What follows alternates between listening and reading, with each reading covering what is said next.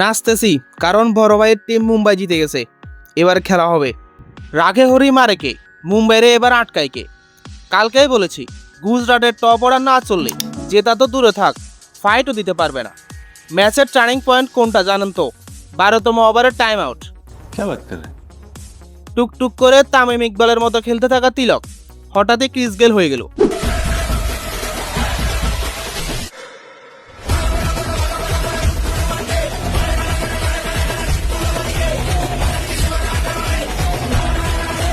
পানির মধ্যে কি মিশাইছে তদন্ত করা উচিত। तुझे थकान नहीं लग रही क्या? পান্ডিয়া সুরিয়া একটা চাপাবাজি করতে ব্যস্ত আর একটা চুইংগাম চাবাতে। সুরিয়াকে নিউ রিয়েকশন কিং বললেও ভুল হবে না। इन दो जीनियस के ब्रेन्स को निकाल के हम बाजार में बेचेंगे तो बहुत अच्छा प्राइस आएगा, क्योंकि ये अनयूज ब्रेन्स है, कभी इस्तेमाल ही नहीं किए।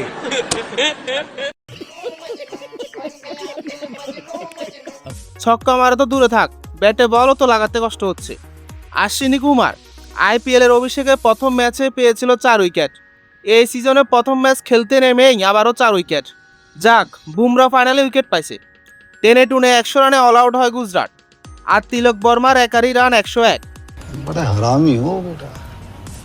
সেন্টনার গাজানফারও দুইটা করে 4টা পাইছে। মুম্বাইও জিতে 99 রানে।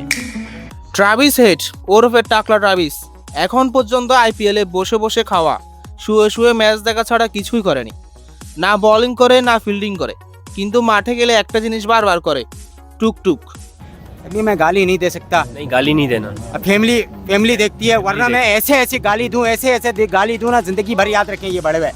আমার তো মনে হয় ডট বলে গাছ লাগানোর সব দায়িত্ব শালা একাই নিয়ে নিছে। এখন পর্যন্ত আইপিএল এর 6 ম্যাচে কোনো 50 নেই। এই জন্য এগুলারে আমি অস্ট্রেলিয়ান ফ্রড বলি। প্যাট কামিন্স তো এখন পর্যন্ত মাঠেও নামে নাই।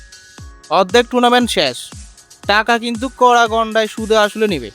হায়দ্রাবাদের অবস্থাও মোটামুটি আপ অ্যান্ড ডাউন এভাবে চলতেছে। যদিও শেষ 2 ম্যাচ জিতেছে, তবে এই টুর্নামেন্টে ব্যাটিং কলাপস হয়েছে বারবার। আজকে তাদের মুখোমুখি দিল্লি। আজকে যে দলে জিতবে ওই দল ভালো একটা পজিশনে থাকবে।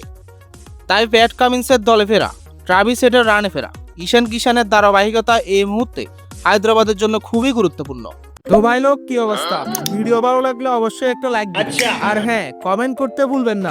এবার আসি কামের কথায়। অন্যদিকে দিল্লির অবস্থাও সেম, তবে দিল্লির দুর্দান্ত 2টে ফিনিশার পাইছে, ডেভিড মিলার ও স্টাফস। এই দুইজনেই বারবার দিল্লিকে বাঁচাচ্ছে।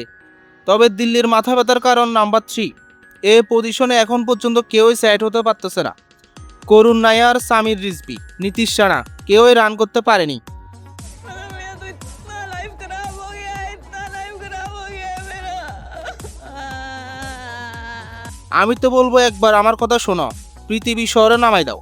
কাম ব্যাকের অপেক্ষায় আছে। একবার যদি লেগে যায় ফেটে যাবে, পাগলা ঘোড়ার মতো ছুটবে। একটা চান্স নেওয়া যেতেই পারে, ওকেও একটা সুযোগ দেওয়া যেতে পারে। বাকি সব ঠিকঠাক। সামির রিজভি রানে ফিরলে, টপ অর্ডার ভালো একটা শুরু দিলে খেলা জমে যাবে। হায়দ্রাবাদ দিল্লি দুইটারই আমার সমান মনে হচ্ছে। কে জিতবে বলা যাচ্ছে না। যারা ভালো খেলবে তারা জিতবে। আপনিও কমেন্ট বক্সে জানাতে পারেন আপনার মতামত। তো আজকে এটুকুই। যত গ্যাঞ্জাম ক্যাচাল প্যাচাল সব নিয়ে কথা হবে কাল। আর হ্যাঁ, চ্যানেলটা সাবস্ক্রাইব করে দিও।